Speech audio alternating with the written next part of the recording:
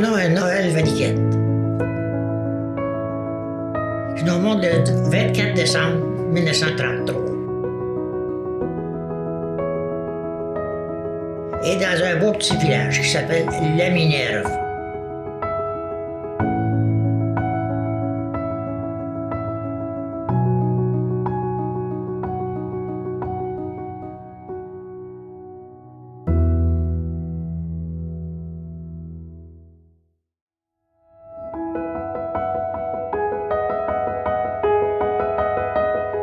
Que voulez-vous, j'ai été élevé là pour un petit bout de temps. Après ça, ma famille est déménagée à Montréal. Mais de Montréal, qu'est-ce qui s'est passé? J'ai été ramené à La Minerve. La Minerve, c'est un petit village c'est peut-être 25 maisons, puis peut-être, avec des enfants, peut-être une quarantaine de personnes. Alors, avec les enfants, moi, j'étais seul avec mes grands-parents, parce qu'on m'a emmené chez mes grands-parents, les parents de ma mère. Et puis, j'étais pas mal long parce que ma grand-mère, mon grand-père, lui, le grand-père, lui, c'était sa job, c'était de fumer son cigare ou sa pipe dans la fenêtre du restaurant, parce qu'il y avait un restaurant. Puis il fumait sa pipe là, ou son cigare. Et la grand-mère, elle s'occupait de faire le ménage, tout ça. Puis elle était très gentille. Moi, j'ai resté là, je ne sais pas combien de temps j'ai resté là. Il y avait un monsieur Bissonnette. C'est un camionneur. Il transportait du bois, des bio, autrement dit. Et puis, il passait au village. Quand il est arrivé au village, il y a une intersection, chose rare. Et il arrêtait, puis il m'embarquait pour aller avec lui. Puis ce journée-là, qui est arrivé, il dit, il arrête, mais il débarque pas pour m'aider à embarquer avec moi. Il dit, tu pourras pas venir aujourd'hui. Ben pourquoi je peux pas venir? Je peux pas y aller. Ben, il dit, je suis trop mal chargé. Puis il dit, les roues d'en avant touchent presque pas à terre. Fait qu'il dit, c'est très dangereux. J'ai compris que je ne pouvais pas y aller. Ça m'a déçu parce que ça faisait une partie de ma journée, ça, là. Fait que, il est parti. Puis quand il est revenu, il m'a dit, t'as bien fait de ne pas embarquer. Parce qu'il dit, j'ai toujours de me faire remarquer à quoi. J'étais mal organisé. C'était l'intersection. Puis le grand-père, ben, lui, était assis dans la fenêtre, puis il regardait dehors. Il passait, il voyait passer un camion. Puis il avait son cigare ou sa pipe, surtout sa pipe. Puis, à part ça, j'avais de la parenté aussi, du côté de mon père. Je suis allé là une fois, on m'avait invité à manger, pour manger de l'ours. Et puis, de manger de l'ours, c'était quelque chose pour moi, là. Et finalement, je l'ai mangé, mais j'avais pas aimé ça. D'après moi, c'est pas une bonne viande. Ben, c'est ça. Puis j'étais à l'école aussi, ben, j'ai eu des pénitences parce que je faisais des choses qu'il ne fallait pas faire. Puis j'avais frappé un autre enfant aussi. Mais moi, j'étais prêt à rentrer dans la classe. C'était en hiver. J'étais prêt à rentrer dans la classe. Et puis, je vais nettoyer mes pieds, puis tout ça. Puis l'autre, le petit gars, il arrive, puis il se glisse. Puis il m'envoie de la neige partout, encore sur les jambes et les pieds. Fait que c'est pas de bonne humeur. Là, boum! Fait que ça m'a puni. J'ai été puni pendant une semaine de temps pour pas. Il y a quelque chose que je pouvais pas faire, j'avais pas le droit de faire. Fait que c'est un peu ça. Puis, le village, ben, c'était. On voyait presque pas d'auto passer. C'était des chevaux avec les wagons, là. Puis, c'était pas mal toute l'action qu'il y avait là. Un petit village comme ça, il y avait peut-être, grosso modo, là, il n'y avait pas 25 maisons dans le village. C'était petit. Et il n'y avait pas de magasin général. Quand tu voulais avoir quelque chose, il fallait que tu te rendes à La Belle. La Belle, c'était environ 15 000 de La Minerve. Mais à La Minerve, c'était un centre de pêche. Il y avait beaucoup de pêche qui se faisait là. Il y a plusieurs lacs, des beaux lacs, des beaux poissons. Il y avait le lac Chapelot, que j'ai connu. Il y en a d'autres aussi que j'ai connus, mais je ne me rappelle plus des noms. Là. Il y avait des hôtels, mais c'était pas des hôtels. Dans ce temps-là, c'était des maisons qui recevaient les gens. Ils n'appelaient pas ça un hôtel ou un motel. Dans ces années-là, les parties de Noël, il n'y avait pas des cadeaux à tout casser, puis ça se rencontrait, puis il y avait des petits bonbons là, que les parents faisaient, là, puis ces choses-là. Il n'y avait rien de bien spécial, parce qu'il n'y en avait pas de spécial à ce moment-là. Tu mangeais du bonbon que la grand-mère ou la mère avait fait. petits gâteaux, des choses là. Tu sais, il n'y avait pas d'excentricité. Après la Minerve, Ben, mes parents sont venus me chercher, je suis retourné à Montréal. Puis à Montréal, c'était l'enfer. Avec mon frère, justement. Puis moi, j'étais habitué de vivre seul. Avec mes grands-parents, je faisais ce que je voulais. Alors, j'étais pas... Rendu à Montréal, j'étais pas la même personne parce que il y avait toujours quelqu'un en arrière de moi pour me reprendre sur ci, me reprendre sur ça. Puis mon frère, lui, il cachait mes chaussures. Lui, il se couchait après moi, puis moi, j'avais caché mes chaussures, j'avais serré mes chaussures. Lui, il se cachait là un matin, puis je me levais voir les chaussures. Pas de chaussures, là, je cherchais, puis je broyais, parce que j'avais pas de chaussures. Puis là, mon père était un homme qui n'avait pas beaucoup de patience. Et puis, ben j'en ai passé un petit peu, là, je faisais ça, là, chez mon père. Quand je suis dans le monde le 24 décembre, c'était la veille de Noël, il fallait qu'on nous baptise dans ces années-là. Parce que sans ça, on allait dans les limbes si on mourait. Mon père a fait beaucoup de marchandage sur tout bord de côté pour que je sois baptisé pendant la messe de minuit. Puis c'est arrivé. On m'a baptisé à ce moment-là. Là, mon père, il se promenait les oreilles en l'air, par donc, hein. Ça, c'était un mot du passage assez drôle parce qu'il s'est fait bousculer un peu aussi. Puis mon père, ben, c'était un homme sévère. Avec une bonne journée, ça faisait de secousse, je ne voulais plus aller à l'école. J'étais rendu en 7e année, je pense. Fait qu'à un moment donné, je m'en vais à l'école, et puis passe la journée à l'école, tout ça. Puis le professeur a dit Noël, il dit, tu viendras me voir après la classe, après la classe. Fait que je suis parti. Je me suis en allé comme si rien n'était, comme si je n'avais pas compris. J'aimais pas ça. Par contre, aujourd'hui, je n'aurais pas pu faire ça, parce qu'aujourd'hui, les professeurs ont plus de responsabilités que dans ces années-là. Alors, je suis pas allé. Et puis quand je suis rentré chez nous, ma mère a trouvé ça drôle que j'étais arrivé.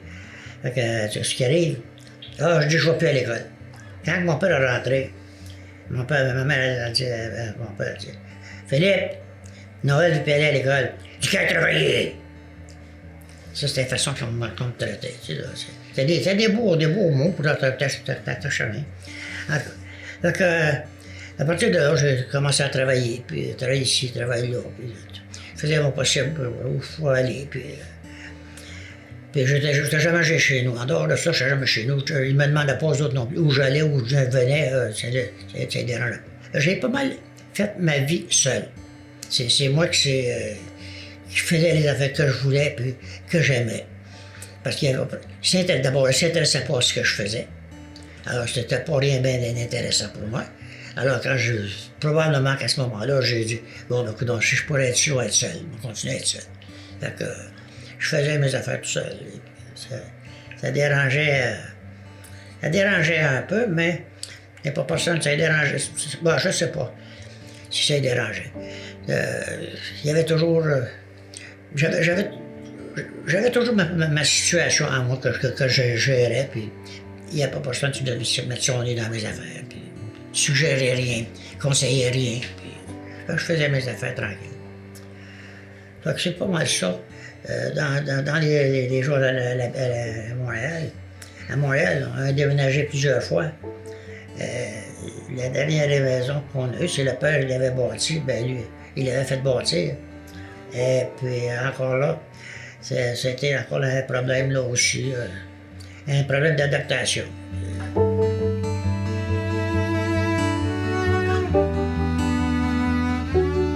On était dans le quartier Crémazie, Fouché. C'est un quartier résidentiel. Ben là, seulement la rue, c'est la rue donc, il va de l'est à l'ouest, je ne me rappelle plus. Il y avait une épicerie là. C'était M. Charbonneau qui était le propriétaire. Puis j'étais allé pour travailler, puis il m'avait engagé. C'était Crémazie, puis Saint-Denis. Et puis, un mois après que j'ai commencé à travailler là, il a vendu l'entreprise. Il a vendu ça à un ami Coudry. Puis là, ben, Coudry, ils m'ont gardé eux autres aussi. Puis, ils faisaient faire différentes choses.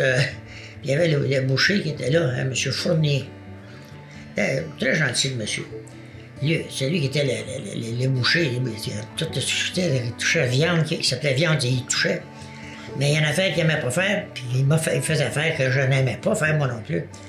C'était de vider les poules. Puis naturellement, tu ouvres le derrière, hein, puis là, ben, tu rentres ta main là-dedans, puis tu vas chercher les affaires. Puis souvent casser des œufs, parce que les œufs, ils étaient là, puis ils étaient piqués.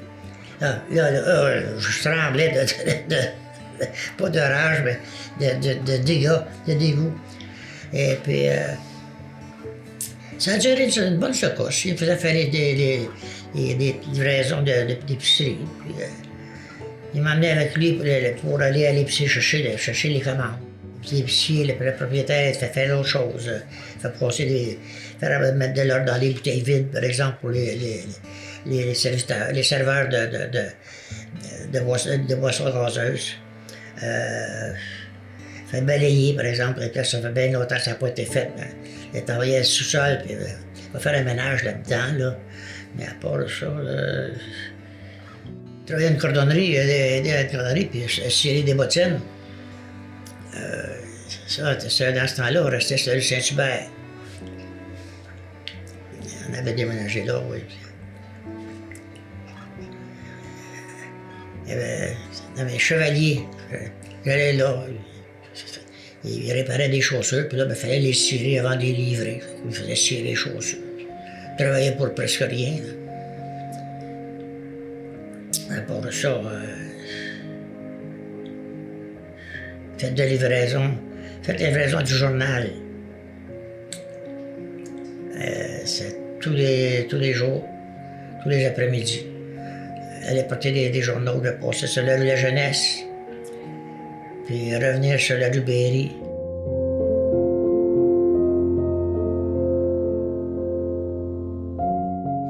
Dans le fond, tout ça, c'était des bons moments, parce que la Minerve, t'avais jamais d'inquiétude à la Minerve, parce qu'il se passait rien. Tu ne te demandais pas qu'est-ce qui se passait, qu'est-ce qui arriverait. Puis, moi, la seule affaire qui arrivait, c'était le monsieur Bissonnette avec son camion. Ça, c'était quelque chose. Mais à part de ça, bon, j'avais mon oncle, le frère de mon père.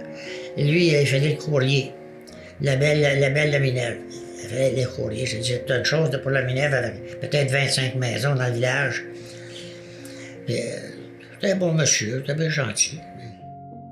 Ouais, j'allais au Mont-Royal une couple de fois, mais souvent, il n'y avait rien qui m'attirait. Aller là tout seul, ça ne m'intéressait pas.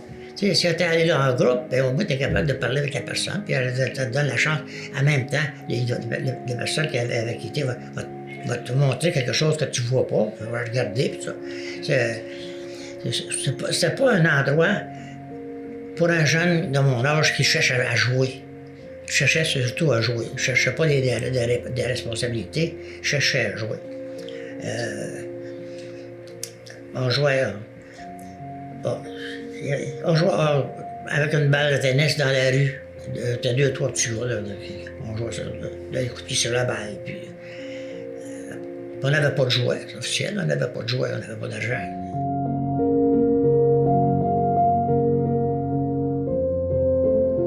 Sur la guerre, j'ai des souvenirs comme ceci, c'est que j'ai des cousins qui sont allés à la guerre, ils sont allés au front.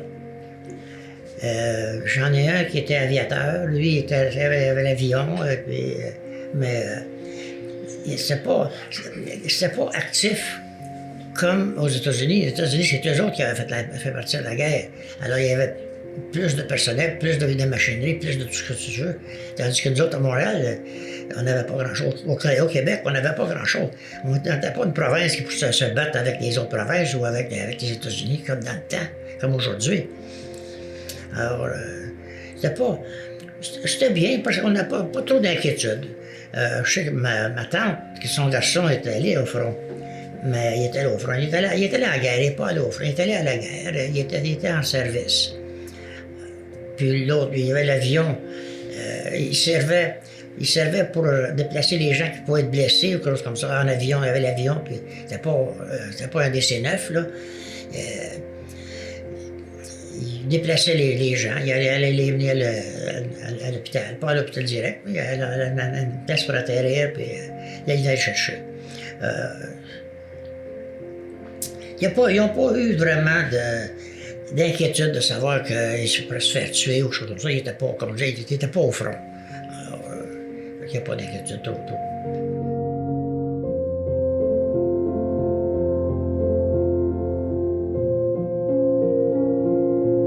Je suis vieux. J'ai changé d'emploi souvent.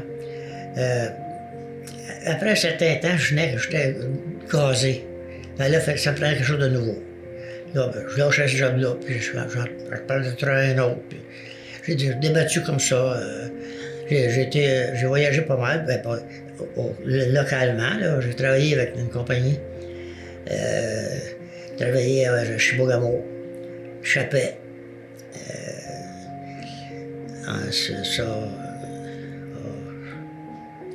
Alors, j'étais au Mali. J'ai été 3 mois au Mali, je devais être là 11 mois, j'étais malade, je suis revenu. Après ça, ben là, j'ai acheté un commerce, j'ai acheté une tabagie. La tabagie, je l'ai gardée 6 ans. Je l'ai vendue. J'ai acheté un club vidéo, j'ai fait faillite. Non, j'en ai fait beaucoup de choses. Oui, je me laissais pas traîner. Il fallait que je bouge au départ. Vu que je m'occupais de moi-même, il n'y avait personne qui venait en arrière de moi. J'étais obligé de travailler pour me nourrir, disons, pas nécessairement de la nourriture, mais de nourrir de changements de ces choses-là, de trouver de nouveaux emplois. C'était assez difficile des moments. Parce que c'était pas toujours c'était pas toujours des jobs jalousants, je veux dire que les autres personnes n'aimeraient faire. Il y a beaucoup des affaires que j'ai faites que personne n'aurait voulu faire. J'ai pris un cours de télévision, de réparation. Ça n'a pas marché. Le cours a duré, pour moi, il a duré 4 mois, c'était assez. J'ai travaillé pour un monsieur Saint-Hilaire, Henri Saint-Hilaire, sur la rue Saint-Viateur. Il y avait une petite boutique là, pour réparer les appareils électriques, les radios, les télévisions. J'ai travaillé là, j'ai été là 6 ans. Mais là, j'ai appris beaucoup de choses dans le côté électrique. J'ai appris dans un radio. On ne voit pas où il y a de problème de radio. Mais lui, M. Sachet, il m'avait montré des trucs pour déterminer qu'est-ce qui faisait défaut dans la radio, ces affaires-là. Je réglais ça avec ça. Les radios d'auto, il y avait un problème avec des vibrateurs qu'ils appellent.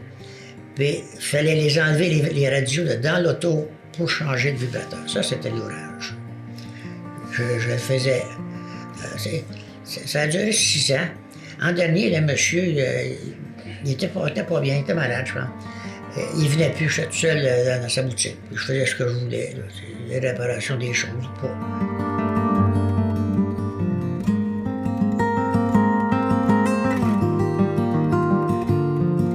Vieillir, c'est pas un problème.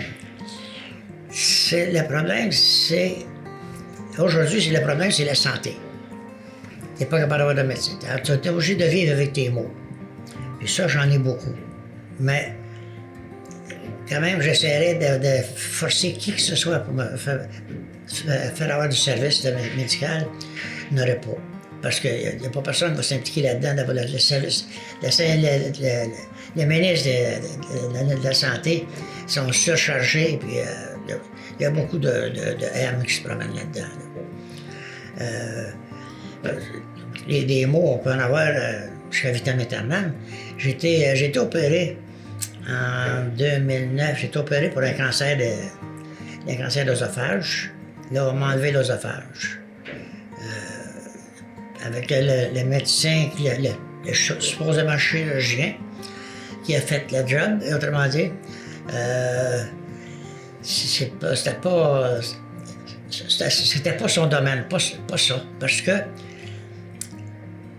lui, il m'a opéré comme ça.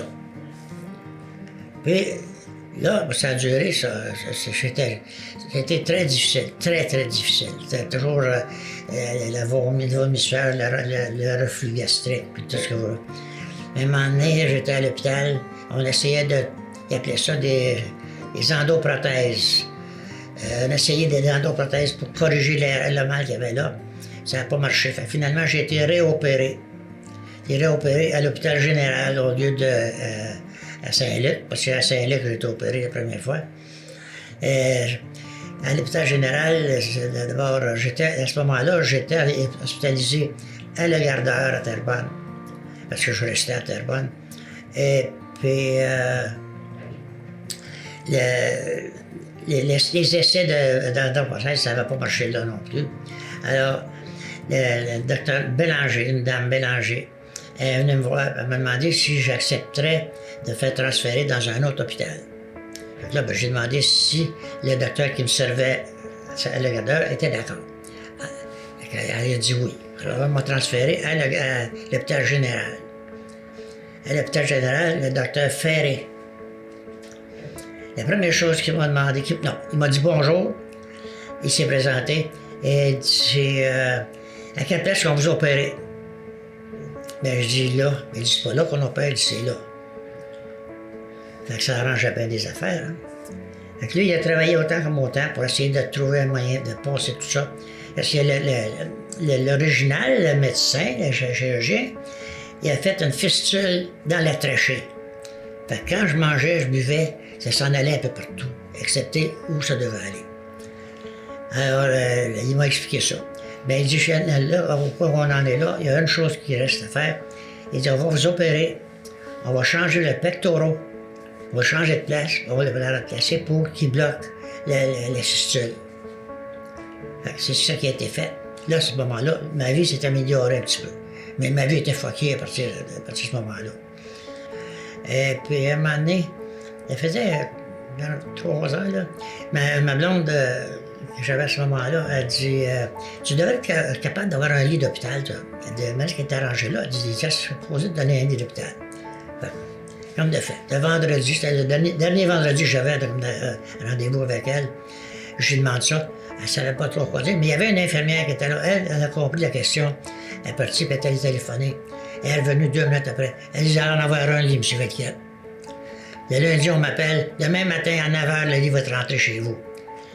Le lit était rentré chez nous. Et, je ne peux pas parler de l'hôpital Le Gardeur, je n'ai pas un mot à dire. Puis M. Ferré, l'hôpital général, c'était un homme qui s'est dévoué pour me garder en vie, puis que j'ai une vie viable. Ça a été vraiment sérieux l'affaire.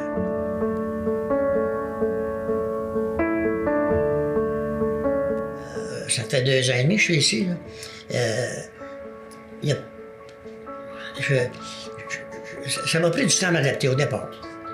Quand tu vis tout seul, dans ta maison, tes affaires, puis ta voiture est à la porte qui t'attend tout le temps, là, tu arrives ici, tu n'as plus d'auto, tu n'as plus d'argent, tu n'as plus... Là, c'est une nouvelle adaptation.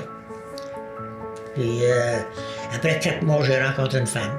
Puis là, on se fréquente régulièrement. Mais ça a pris 4 mois pour ça. C'est elle qui m'a pogné.